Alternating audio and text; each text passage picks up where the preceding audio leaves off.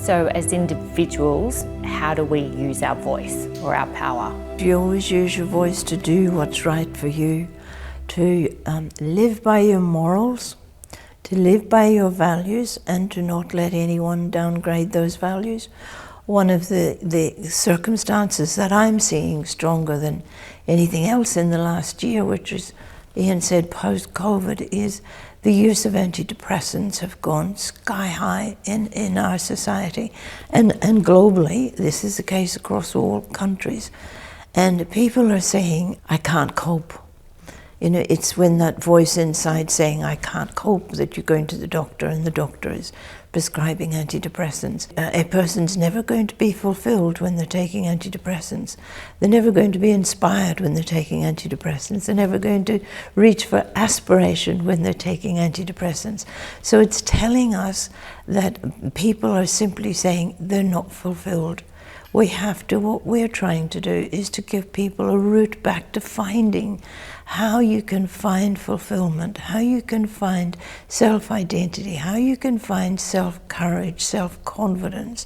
Live to your evolution, have the courage to live to your evolution. And that's being eroded, you know, at a furious rate. Apart from, as Ian says, the horror that's coming out of all these dreadful and awful wars and all the people who are displaced. Throughout the world, there's wars everywhere going on at the moment.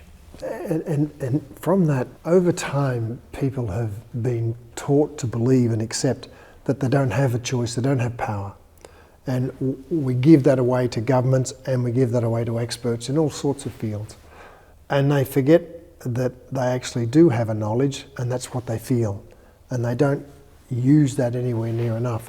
People have to stop being apathetic and stop accepting that we can give our power away to others, or more importantly, can be taken from us, and we freely allow that to happen. If the wheel keeps turning and the people say, no, it's us with the power, and we're setting the standards, and that's in corporations, it's in government, it's in every form, and we want a higher set of values leading the way, or we'll give you the values and you follow them for us. That's where we need to get to.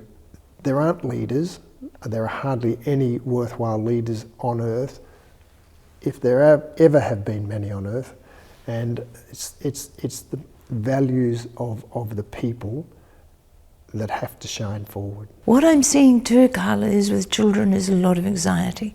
And this is driven in the main from parents. You know, it's post-COVID when children were told to wear masks, they couldn't go to school, they were fearful.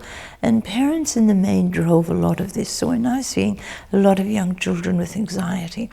And what we have to realize, what we have to understand is when we come to this earth, we're programmed to cope with whatever it is that's thrown in front of us.